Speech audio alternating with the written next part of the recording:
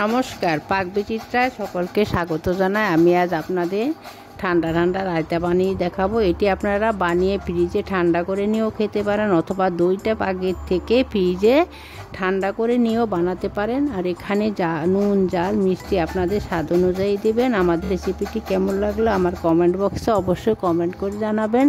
আর এই ধরনের নতুন নতুন রেসিপি পেতে হলে আমার চ্যানেলটি সাবস্ক্রাইব করতে ভুলবেন না। আর নোটিফিকেশন পেতে হলে বেল আইকনটি অবশ্যই প্রেস করে দিবেন। পাশে থাকার জন্য রায়তা বানানোর জন্য এখানে আমি 500 টক দই নিয়েছি।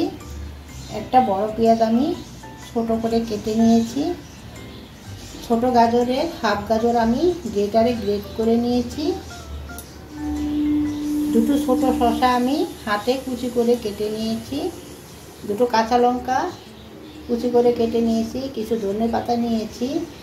লাল লঙ্কার গুঁড়ো নিয়েছি চা চামচের হাফ চামচ। ভাজা জিরার গুঁড়ো নিয়েছি চা চামচের 1 চামচ।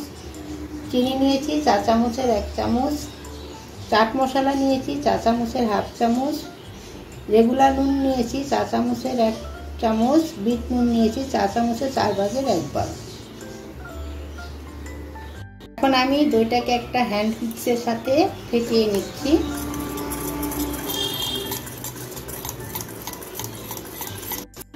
যখন দইটা আমি ফেটিয়ে নিয়েছি, এখন আমি কেটে রাখা শসা দিয়ে দিচ্ছি।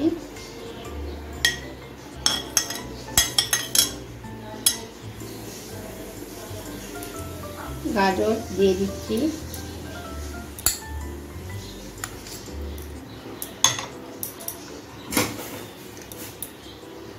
কেটে রাখা পেঁয়াজ দিয়ে দিচ্ছি।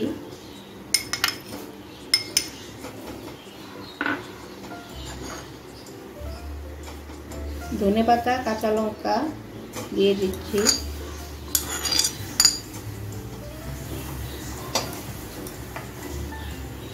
চাট মশলা, বিট নুন, রেগুলার নুন দিয়ে দিচ্ছি।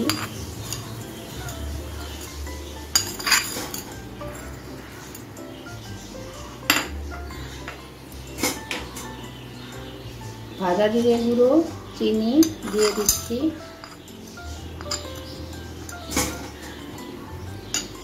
একটা চামচের সাহায্যে এখন আমি সব কিছু ভালো করে মিক্স করে নিচ্ছি।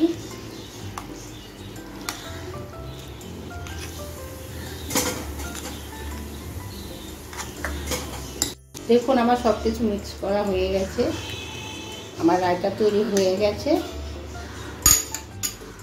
এখন আমি উপর থেকে একটু লাল লঙ্কা ছড়িয়ে গার্নিশ করে নিচ্ছি।